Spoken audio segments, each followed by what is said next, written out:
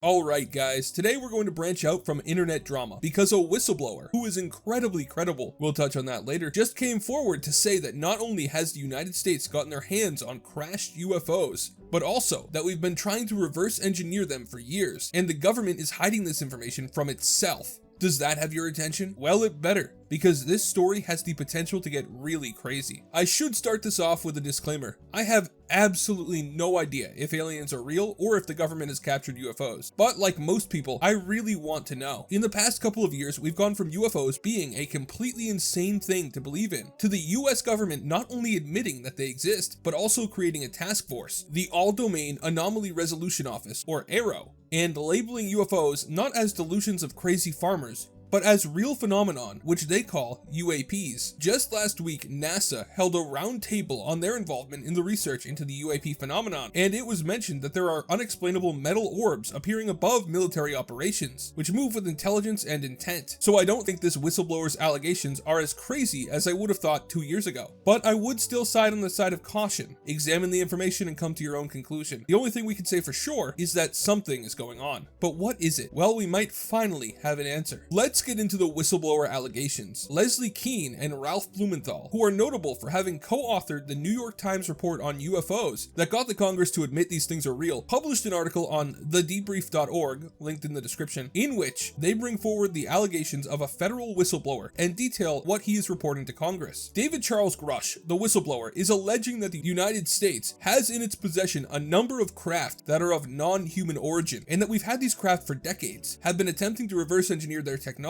and most importantly, that the people in charge of this program have been lying to the American public and Congress about the existence of this program. So yeah, I know that sounds crazy, but this guy is perhaps the most credible person to have ever spoken out on the subject of UFOs. The article describes his background as a decorated former combat officer in Afghanistan, is a veteran of the National Geospatial-Intelligence Agency, NGA, and the National Reconnaissance Office, NRO. He served as the Reconnaissance Office's representative to the Unidentified Aerial Phenomena Task Force from 2019 to 2021. From late 2021 to July 2022, he was the NGA's co-lead for UAP analysis and its representative to the task force. So not only is David a decorated combat officer who spent time at the NGA and NRO, but he was a member of the UAP task force that predated AARO. And until last year, he was one of the leads for the analysis of UFOs for the National Geospatial-Intelligence Agency. This is not Farmer Jim down the road saying he saw lights in the sky. This is an American soldier and intelligence officer who had the highest level of clearance imaginable and served in several high-level positions in government inquiries into UFOs. There is no one more credible than someone like that. No one. And this man, who would have been the person to know this stuff, came out and said, and I'm quoting directly from the article now, "The recoveries of partial fragments through and up to intact vehicles have been made for decades through the present day by the government, its allies, and defense contractors.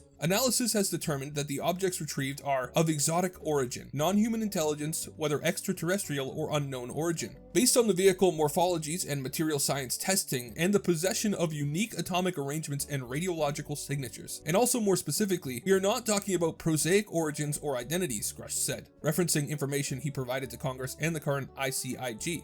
The material includes intact and partially intact vehicles. It does not get more direct than that. If this man is to be believed, then not only is there some other form of intelligent life in our universe, but it has come to visit us, and also apparently crashed into us. I don't think I need to explain why that would be life-changing information. If it's true, and this eventually becomes part of the public discourse, and UFO fragments, or whatever, are available for study by US scientists and engineers, then we are on the cusp of a massive technological revolution, and probably the laws of physics would have to be rewritten, considering the potential existence of a method for travel faster than the speed of light that alien spacecraft probably are evidence of, assuming they came from outside our solar system. This would change the world. If you're not convinced by David's own reputation, then I also want to mention who is representing him. Becoming a congressional whistleblower is a very lengthy legal process, so I think the types of lawyers that someone like this hires is rather indicative of the veracity of their claims, and he's being represented by the original Intelligence Community Inspector General, ICIG. People don't get to be the ICIG, one of the most powerful positions in the shadows of America, the one tasked with investigating the investigators, by being a crackpot. The fact that the former ICIG is representing him is a major, huge boost to his credibility. The article then goes on to quote a few people on David's character, all of them listing him as above reproach. And these are major military men, including retired Army Colonel Carl Nell. The article then quotes a few people who are willing to corroborate David Grusch's claims.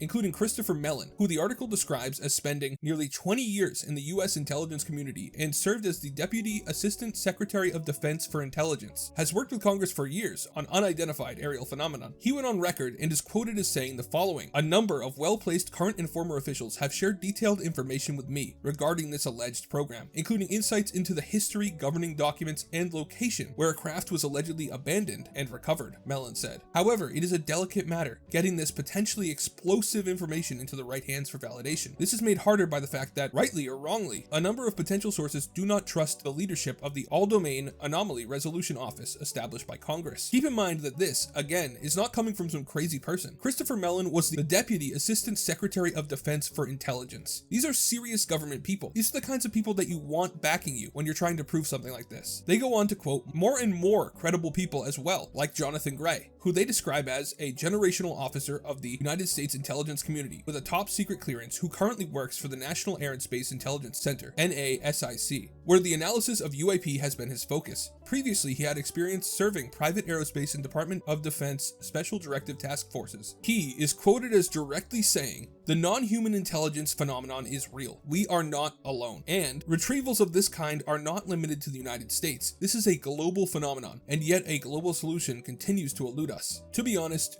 rereading this article a few times while working on this video, it always strikes me how they were able to get so many people who hold positions of authority with long and respectable careers, who have nothing to gain from this, to not only agree that David Grusch has a legitimate claim, but rather to agree that he's telling the truth and that non-human intelligence exists, and we have some of their ships. I just don't see how even the most ardent skeptic wouldn't be willing to at least investigate this. The only way that we could get more legitimate confirmation of this is if the president went on TV tomorrow and admitted it. These people that are quoted have careers dealing with way more sensitive subjects and are subject to much more oversight than even most of the current president's career. This is insane. But I know what you're asking. If this is all true and the government is investigating it, and the man who is blowing the whistle was directly involved with the government investigations, why is he a whistleblower and not just going through the investigation to release his findings? Well, he's actually seeking whistleblower protection because he alleges that the government tried to retaliate against him and others who wanted to bring these things to the public. He alleges that not only is the government intent on keeping these things secret from the public,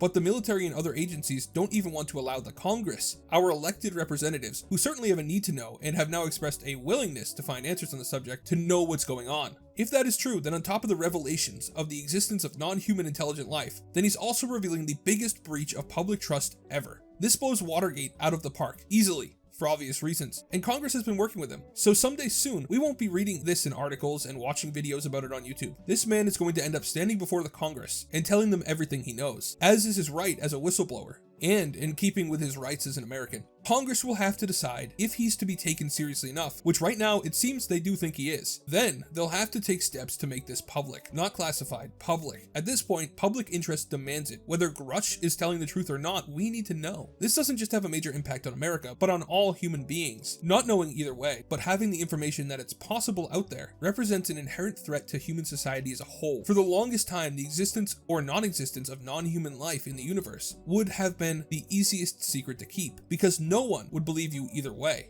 But now that there is a hint of proof towards one way or the other, Congress needs to get the American public, and by extension the human race, the answer. I do want to note that if Grusch is telling the truth and these craft exist, it doesn't mean the existence of alien life, though I'd say it improves the odds just a bit. But he's careful to say non-human intelligence, and whether extraterrestrial or unknown origin, which hints at the possibility that even though we may have these things, we might not know what they are. Which is arguably more scary than if we didn't have these craft. It could be aliens, but if aliens are on the table, we can't rule anything else out that is equally as crazy. It could be extra-dimensional beings. It could be time travelers. Who knows? We might find out. Now, like I said in the beginning, though Grusch likely has proof of his claims, which he likely would have used in order to substantiate his request for whistleblower protection from Congress, that evidence is yet to be released. Most likely, if he's telling the truth, then it's probably pretty heavily classified. But that's the point of the whistleblower process. He'll be allowed to present that information to Congress, and eventually to the American people. I can't say that I personally 100% believe what David Grusch is saying at this point, but I can say that even if one bit of his statements are true,